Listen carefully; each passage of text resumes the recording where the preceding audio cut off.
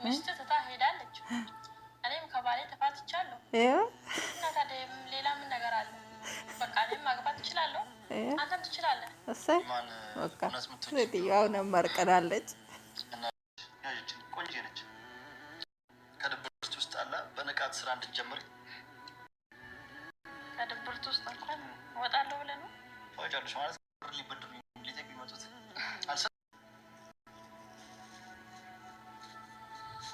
ጣፍጣ ደግሞ ሌላም ነገር አለ፣ ብዙ ነው። አውሪ አውሪ ይለኛል። ሰዓት በቃ ስትረዳኝ ምናምን አለ፣ ስትረዳኝ ስታግዝ እኔ ወንድምሽ ነኝ ምናምን እያልኩ በቃ አለ ከቦልሽ ነኝ ምናምን ስትለኝ በዛን ሰዓት በጣም ወንድምሽ ነኝ ስትለኝ በጣም ነበር የምናደደው።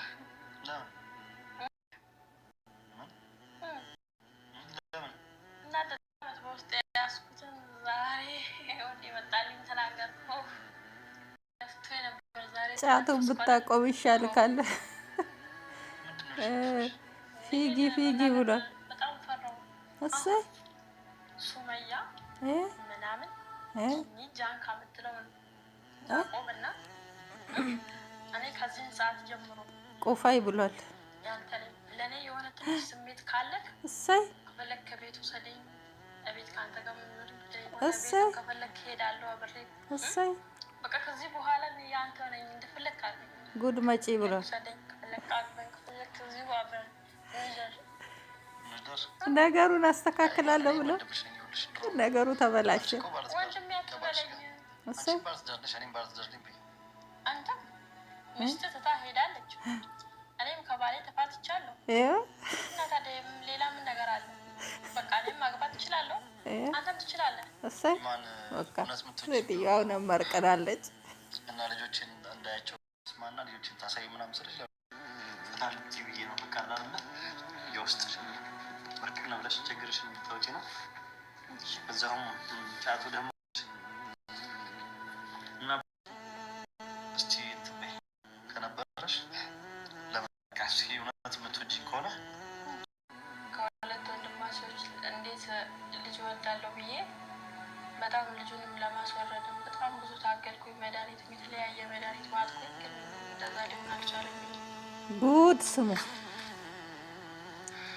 ከሁለት ወንድማማቾች እዛማ ያንተ ሚስት ስታወራ ያኔ የሰማሁት ነገር እውነት ነው ብሎ በቃ እኔን ቤት ውስጥ ማሰቃየት ጀመረ፣ ድብድብ ጀመረ። ልጁ ተወልዶ ረጅም ጊዜ ቆየ በኋላ ነው አፈረጠችው። ልጁ ተወልዶ ምን አደርጋለሁ ታዲያ። ከዛማ እሱ ለስራ የሆነ ቦታ ሄዶ ነበረ። ጉድ የሴት ነገር በዛ ወረቀት የወለድኩት ወለድሽ አለፈ። እሱ እኮ ረጅም ጊዜ ሆነው አሁንማ የሚያሳድጉት